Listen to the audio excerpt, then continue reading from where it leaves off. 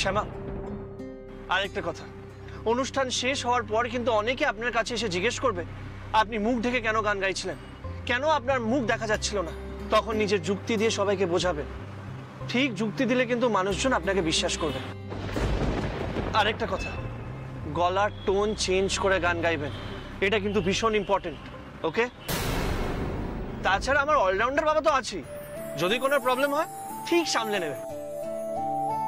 এবার আপনি এইসব কথা না ভেবে প্রোগ্রামের কথা নিয়ে ভাবুন। ওকে?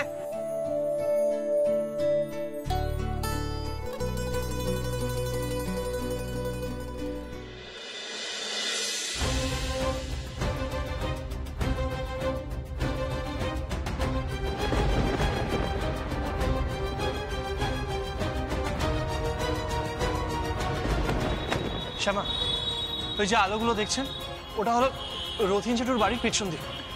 আপনি যান। শ্যামা, অল দ্য বেস্ট, ভালোভাবে অনুষ্ঠান করবেন।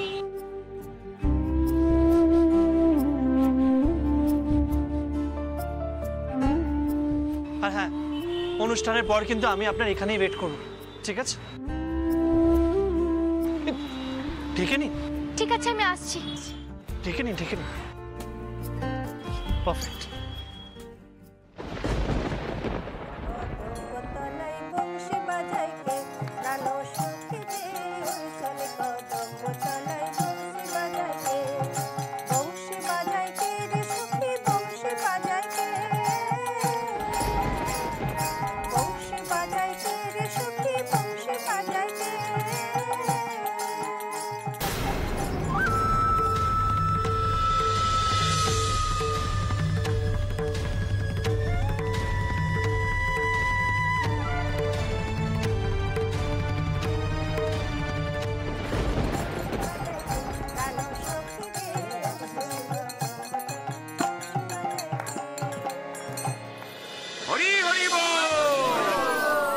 বাহ, খুব সুন্দর।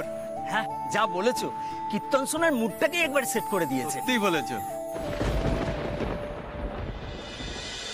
দেখি কে আপনি? এরকম ভাবে মুখ ঢেকে ভেতরে কোথায় যাচ্ছেন? না, আসলে আমি তো এবারের গেস্ট, তাহলে তো সামনের দিক দিয়ে যাওয়া উচিত ছিল। না না, আমার এখান থেকে গেলেও কোনো অসুবিধা নেই। বলছি যে একটু রথিন বাবুকে ডেকে দেবেন, মানে আজ তো আমার এখানে গান গাওয়ার কথা। ও, গান গাওয়ার কথা? তার মানে আপনি কৃষ্ণকালী? আগে হ্যাঁ। ও, তাহলে মুখ ঢেকে আছেন কেন? এখানে হচ্ছেটা কি?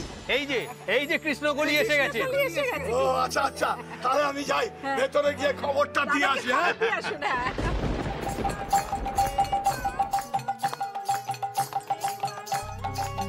না, কৃষ্ণকলি এসে গেছে। এসে গেছে? হ্যাঁ। বাহ, ওকে আপ্যায়ন করে বসাও। হ্যাঁ, আমি আসছি। আচ্ছা। এই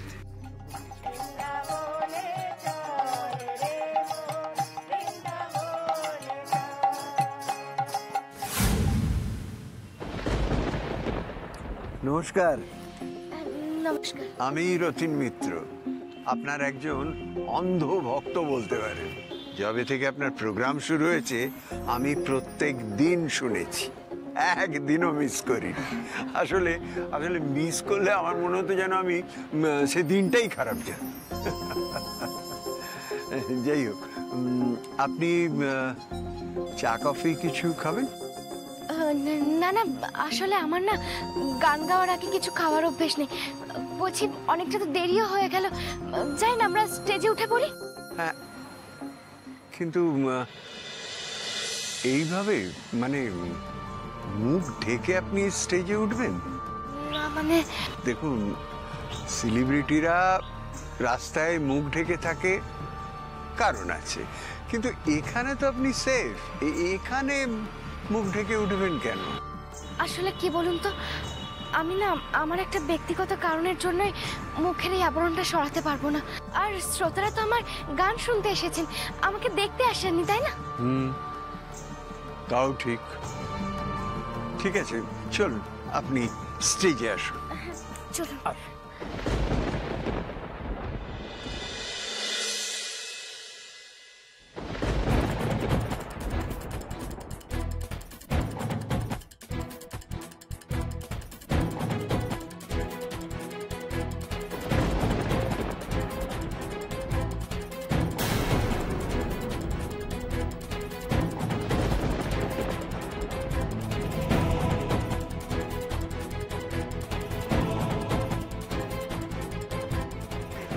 আপনারা সবাই বুঝতেই পাচ্ছেন, তবু আমি একবার পরিচয় করিয়ে দিই।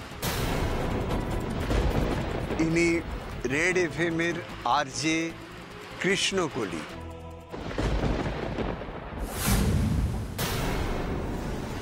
আপনারা নিশ্চয়ই ভোরবেলায় এনার গান সবাই শোনেন।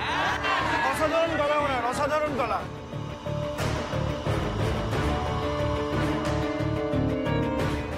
এ রুকু রুকু, কৃষ্ণকলি ওরকম ঢাউস একটা ঘুমটা দিয়ে মুখ ঢেকে রেখেছে কেন রে? কিছুই বুঝতে পারছি না দিদিভাই। ও দিদিভাই, আমার কেমন মনে হচ্ছে জানো, কিছু একটা বোধহয় সবার কাছ থেকে লুকিয়ে রাখে। তাছাড়া এরকম করে ঘুমটা দিয়ে কেউ কাউকে দেখেছো তুমি? কি আশ্চর্য না?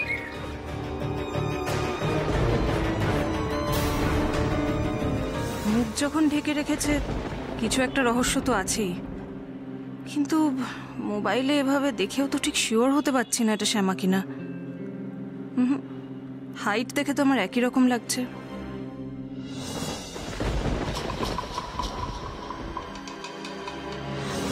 ও মন্ত্রী মশাই, বলি কৃষ্ণকলি একজন বিখ্যাত গায়িকা, রেডিওতে এত গান গাওরে, তাহলে তার মুখ এমন ঢাকা কেন গো?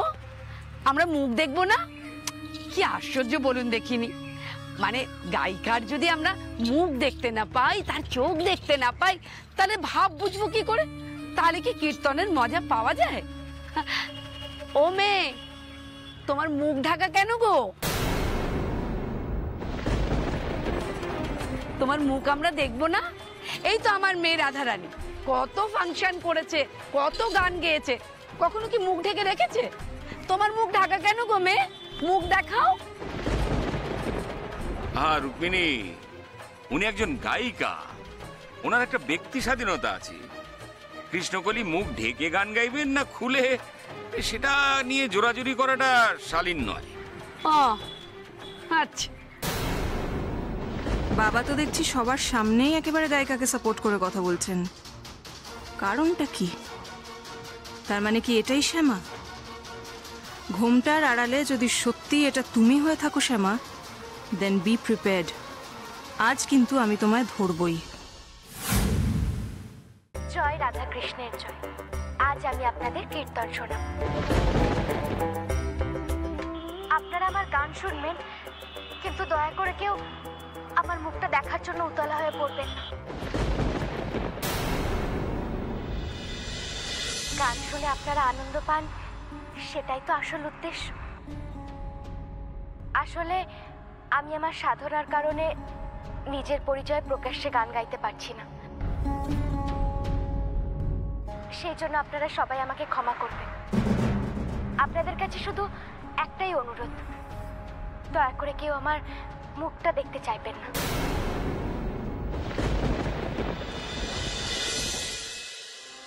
আজ প্রথমবার এভাবে স্টেজে উঠে আমি বাড়ির লোকেদের সামনে গান গাইছি, অথচ সেই কথাটা সবার থেকে লুকিয়ে রাখতে হচ্ছে আমাকে। তুমি আমাকে ক্ষমা করে দিও ঠাকুর। নিজের রোজগারের টাকায় কুরুমার ধার শোধ করবো বলেছিলাম, তাই আজ আমাকে এভাবে গান গাইতে হচ্ছে। তুমি দেখো কৃষ্ণ, আজ যেন আমি মন দিয়ে গান গাইতে পারি, যেন কোনো বিপদ না হয়। তুমি দেখো ঠাকুর, তুমি দেখো।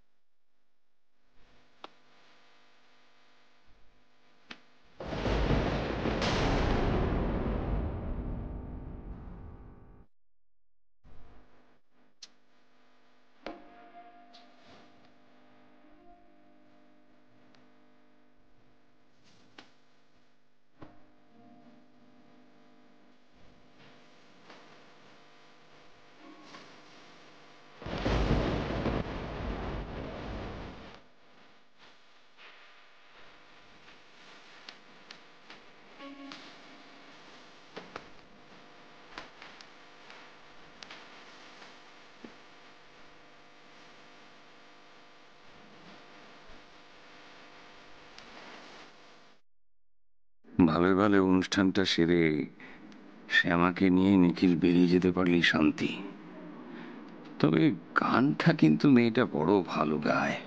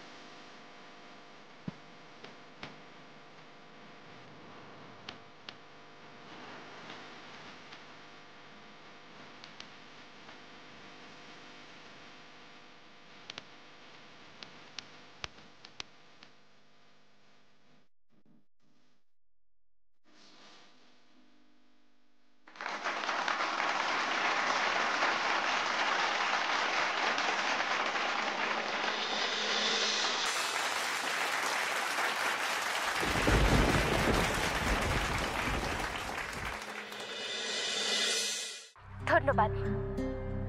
আমার গান শুনে যে আপনাদের ভালো লেগেছে সেটা দেখে আমার খুব আনন্দ হচ্ছে। আজকের মতো এখানেই থাক। শুভরাত্রি। কৃষ্ণকলি,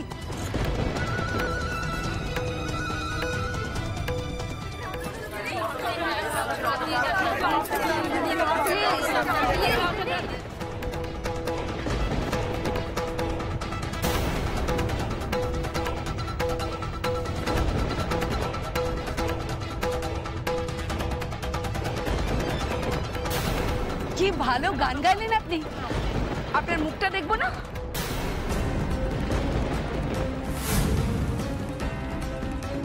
উফ, এতবার করে মাসিমণিকে বারণ করে দিলাম, তা সত্ত্বেও দেখো মুখ দেখবো বলে চলেই গেল। দেখান না মুখটা। কি হচ্ছে মুখ দেখালে? কি মুখটা দেখলে?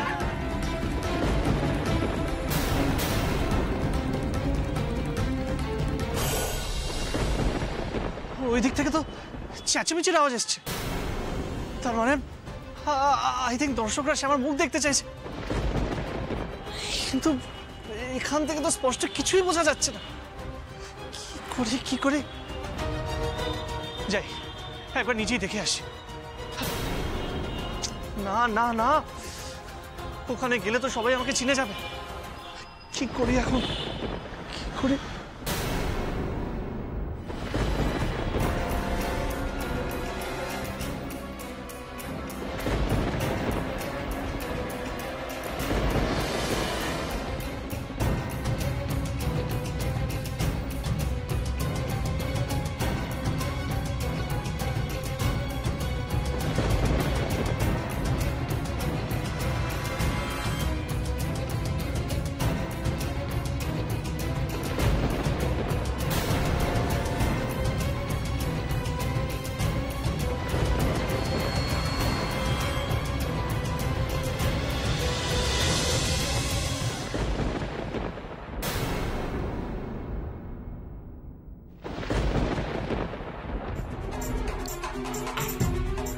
শ্যামা, আপনি ঠিক আছেন তো? ঠিক আছে। আর এটা কি করছেন? কি ঘুম ফোনটা নামান। এখন যদি কেউ দেখে না তাহলে কেলেঙ্কারি হয়ে যাবে। তাড়াতাড়ি গাড়িতে উঠুন, গাড়িতে উঠুন আপনি শ্যামা।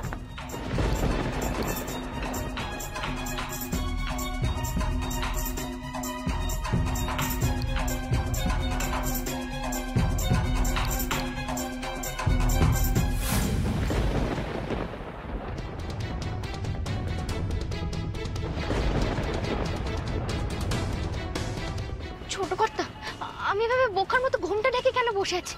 এখানে তো আমি আর আপনি ছাড়া কেউ নেই। শ্যামা সাবধানে, কোনো মার নেই। বাই চান্স যদি আমাদের কেউ ফলো করে তখন আপনার মুখ দেখে ফেললে তো বড় প্রবলেম হয়ে যাবে। রাখুন রাখুন, মুখটা ঢেকে ফেলুন। আচ্ছা বাবা ঠিক আছে, আপনি যা বলছেন আমি তাই করছি।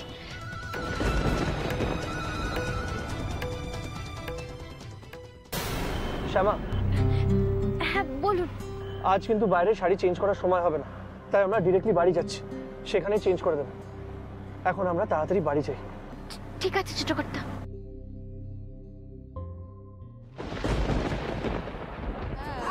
কোথায় চলে গেল? অটোগ্রাফ চাইলাম, অটোগ্রাফ আপনাদের সবাইকে আতিথ্য গ্রহণ করার জন্য অশেষ ধন্যবাদ। আমাদের কীর্তনের আসর এখানেই শেষ হলো। আপনারা সবাই প্রসাদ গ্রহণ করে যাবেন।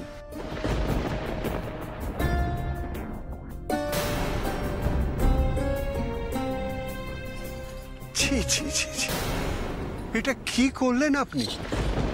আমার বাড়িতে আজ পর্যন্ত এরকম কখনো হয়নি। অকারণ কৌতূহল দেখাতে গিয়ে একজন শিল্পীকে আপনি কিভাবে অপমান করলেন জানেন? কেন করলেন আপনি? কেন জোর করে ওর মুখ দেখতে চাইলেন? কি করেছি বলুন তো? যার এত সুন্দর গলা, ভেবেছে তার হয়তো দেবীর মতন রূপ হবে, তাই মুখটা দেখতে চেয়েছি। এর মধ্যে মান অপমান আসছে কোথা থেকে বলুন তো আপনি? না না না, আপনি একদম ঠিক করেননি, একদম ঠিক করেন। আপনার মেয়েও তো একজন শিল্পী। একজন শিল্পীর মা হয়ে আপনি আরেকজন শিল্পীকে কি করে অপমান করতে পারেন? না, তুমি বারবার এভাবেই না জেনে বুঝে নানান কাজকর্ম করে যাচ্ছ। তুমি বুঝতেই পারো না কতটা তোমার এখতিয়ার। তোমার কোথায় যাওয়া উচিত আর কোথায় যাওয়া উচিত নয় এটা বুঝতেই পারো না তুমি। ছেড়ে দে বসন্ত, ছেড়ে দে। যা হবার তা তো হয়েই গেছে, আর এ নিয়ে ভেবে লাভ নেই। যাকে তোরা কিন্তু প্রসাদ গ্রহণ করে তারপর যাবি। হ্যাঁ হ্যাঁ, এই চলো সুজাতা, আমরা ভেতরে যাই। এই তোরা চলে চলে এসো, বৃন্দাবন তো নিয়ে এসো।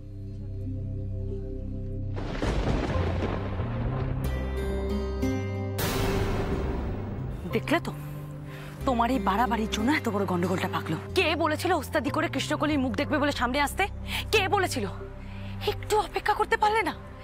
মেজ বৌদি তো বলেছিল যে কাজটা পুরোটা করবে। মা, তোমাকে আমি এত বোঝাই তাও আমি পারি না। তুই চুপ করবি? বেশি বড় বড় কথা হচ্ছে না? পাঁচটা লোকের সামনে মায়ের সঙ্গে এভাবে কথা বলছে। ঠিক আছে, ভুল হয়ে গেছে, সামলাতে পারিনি।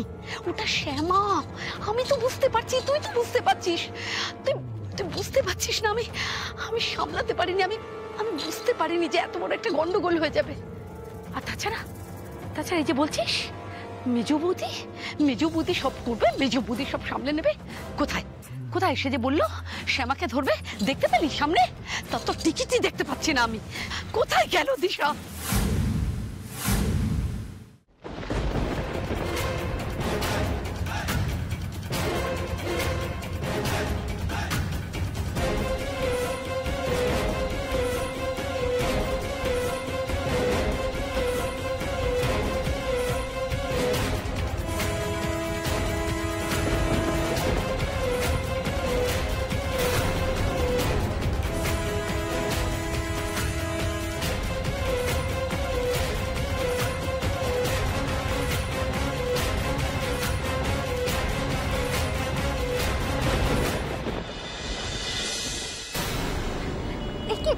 আপনি এখানে কেন টেনে নিয়ে আসলেন? শ্যামা, পেছনে দরজা দিয়ে ভেতরে ঢুকে যান। কিন্তু ছোট কর্তা সামনের দরজা দিয়ে কেন যাবো না? এত বোঝানোর সময় নেই।